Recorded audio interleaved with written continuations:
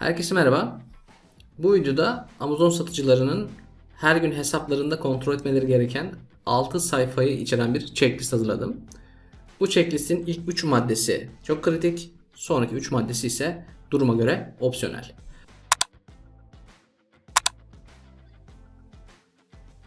Tahmin edebileceğiniz gibi ilk maddemiz Account Health sayfası olacak.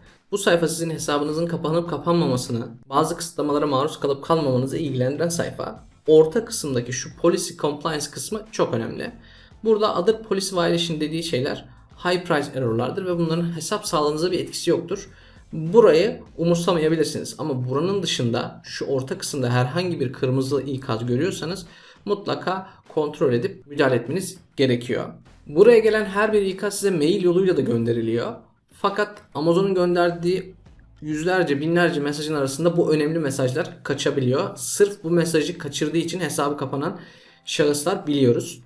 Dolayısıyla bu sayfayı her gün gelip kontrol etmenizi şiddetle tavsiye ediyorum. Bu sayfanın sağındaki Shipping Performans ve solundaki Customer Service Performans kısmında da sarı bir şey görüyorsanız veya kırmızı bir şey görüyorsanız yine tedirgin olmanız gerekiyor ve önlem almanız gerekiyor. Diğer sayfamız Performance Notification sayfası. Buraya da yine Account Health'teki gibi hesabınızı direkt etkileyebilecek mesajlar oluyor. Bunlar da yine mail yoluyla size geliyor ama buradan daha derli toplu şekilde takibini yapabilirsiniz.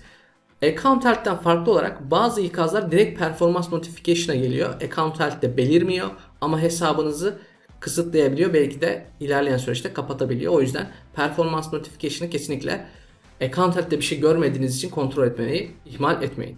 Üçüncü kritik maddemiz ise müşteri mesajlarının olduğu sayfa. Müşteriden herhangi bir mesaj aldığınızda bu mesajı 24 saat içerisinde cevaplamanız gerekiyor. Bu zaten Seller Central ana sayfada beliriyor ama her gün siz sağ üstteki mektup işaretine tıklayarak buraya gelebilirsiniz. Cevap vermeniz gereken şeyler zaten Response Needed kısmında olacaktır. Burası neden önemli? Mesajlara 24 saat içinde cevap vermenin yanında bazen burada sizi sıkıntıya sokabilecek şeyleri engelleyebileceğiniz mesajlaşmalar oluyor. Buna bir örnek şunu verebilirim. Tanıdığım bir Amazon satıcısına sattığı bir kitabın yazarı buradan mesaj attı. Kendisini şikayet etmeden önce mesaj atıp bu kitabı nereden temin ettin, neden new olarak listelediğin gibi bir mesaj attı ve sorunu buradan hızlı bir şekilde çözdüler. Yazar hiçbir şekilde Amazon üzerinden o arkadaşı şikayet etmedi ve kısa sürede bu işi çözmüş oldular. Aynı zamanda müşteriler burada sizlere sorular soruyorlar ürünlerle alakalı. Onlara hızlı bir şekilde mesaj atarak ürünleri sizden almalarını sağlayabilirsiniz. Hatta bu mesajlaşmalardan memnun kalıp sizlere pozitif feedbackler de bırakabilirler. Üçüncü sayfamız ve opsiyonel sayfamız Manage Orders sayfası.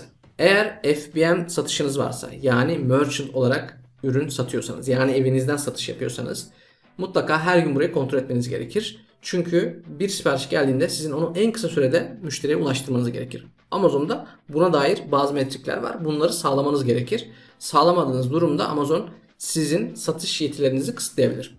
Bir FBM sipariş geldiğinde zaten bu ana sayfada görünür. Ama yine de buraya gelip her gün bakmanızı tavsiye ediyorum ben. Bu sayfa opsiyonel çünkü sadece FBA satış yapıyorsanız bu sayfaya hiç bakmanıza gerek yok. Diğer opsiyonel sayfamız ise Feedback Manager sayfası. Amazon feedback kaldırma konusunda özellikle FBA satışlarında çok ciddi bir avantaj sağlıyor. Negatif yorumları kaldırabiliyorsunuz. 1 yıldız, 2 yıldız, 3 yıldız hatta 4 yıldızları bile kaldırabiliyorsunuz. Amazon'un negatif olarak saydığı yıldızlar 1, 2 ve 3 yıldızlar oluyor. Bunları kaldırmak için de 90 gün süreniz oluyor. Bu sayfa her gün kontrol edilmese de sorun olmayacak bir sayfa ama her gün kontrol edip gerekirse negatif yorumları kaldırarak müşterilerin her daim sizin feedback skorunuzu yüksek görmelerini sağlayabilirsiniz. Aynı zamanda Buybox algoritmasında da geriye düşmemenizi sağlayabilecek bir adım. Son sayfamız Manage All Inventory sayfasındaki Price Alerts kısmı. Buradaki butona tıklayarak Amazon'un yüksek fiyatlı olduğunu düşündüğü kitaplarınızın fiyatlarını yine Amazon'un istediği limitlere sokmanız gerekiyor. Bunu her gün yapmanıza gerek yok ama her gün yapmanızı ben şahsen tavsiye ediyorum. Bunun iki sebebi var. Birinci sebebi bu ürünler inaktif ürünler. İnaktif ürünü müşteri görmediği için satın alamaz. Bunları her gün düzeltip aktif hale getirirseniz müşteri geldiğinde kitabınızı görebilir ve satın alabilir. İkinci sebebi ise bu high price'ların her gün birikiyor olması. Bunu her gün yaptığınızda 10 dakika belki 15 dakika vakit harcayarak bunları sıfırda tutabilecekken bunu uzun vadelerde yaptığınızda buradaki sayı çok büyüyor ve düzeltmek ciddi can sıkıcı olabiliyor. O yüzden her gün ufak ufak düzeltirseniz sizin açınızdan psikolojik de bir faydası olur. Evet, bu videoda size her gün uygulamanızı tavsiye ettiğim 6 maddelik bir checklistten bahsettim. Umarım faydalı bir checklist ve faydalı bir video olmuştur. Bir sonraki videoda görüşmek üzere. Sağlıcakla kalın.